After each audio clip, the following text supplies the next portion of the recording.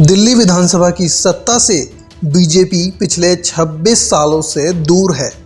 सिर्फ 1993 का ही एक ऐसा विधानसभा चुनाव था जिसमें वो दिल्ली में अपना मुख्यमंत्री बनाने में कामयाब रही थी। केवल मदन लाल खुराना ही ऐसे बीजेपी के नेता थे जो पार्टी को सत्ता की दहलीज तक पहुंचा पाए थे। उसके बाद दिल्ली में जितने भी विधानसभा चुनाव हुए उनमें बीजेपी से दिल्ली की सत्ता दूर ही रही। अगले साल होने वाले विधानसभा चुनाव में बीजेपी को उम्मीद रहेगी कि दिल्ली में 2.5 दशक के ऊपर वक्त से चला आ रहा वनवास खत्म हो और उसकी सत्ता में वापसी हो सके।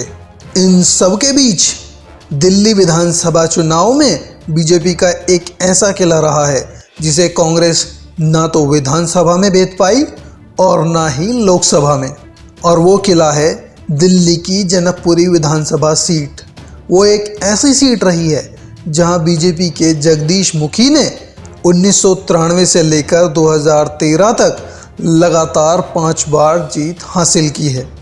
जगदीश मुखी दिल्ली में बीजेपी की 1993 से लेकर 1998 तक रही सरकार में वित्त मंत्री भी रहे।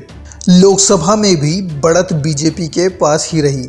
इसका सबसे बड़ा उदाहरण रहा है 2009 का लोकसभा चुनाव, जहां दिल्ली की 70 में से 68 विधानसभा सीट पर बढ़त कांग्रेस के पास रही थी और बीजेपी केवल 2 ही सीट पर लीड कर पाई थी। जनकपुरी सीट उन 2 विधानसभा सीट में से एक थी। 1998 से लेकर 2013 तक शीला दीक्षित दिल्ली की मुख्यमंत्री रहीं, जिसे दिल्ली कांग्रेस का गोल्डन पीरियड भी कहा जाता है। उस दौरान हुए ज़्यादातर चुनावों में कांग्रेस ने शानदार जीत हासिल की थी, लेकिन कांग्रेस बीजेपी के जनकपुरी किले को भेद नहीं पाई थी। हालांकि 2015 के विधानसभा चुनाव में बीजेपी का वो गढ़ टूट गया, जिसे कांग्रेस ने नहीं बल्कि आम आदमी पार्टी ने ध्वस्त किया। बीजेपी के जगदीश मुखी आम आदमी पार्टी के राजेश ऋषि से 25,500 के अंतर से चुनाव हार गए।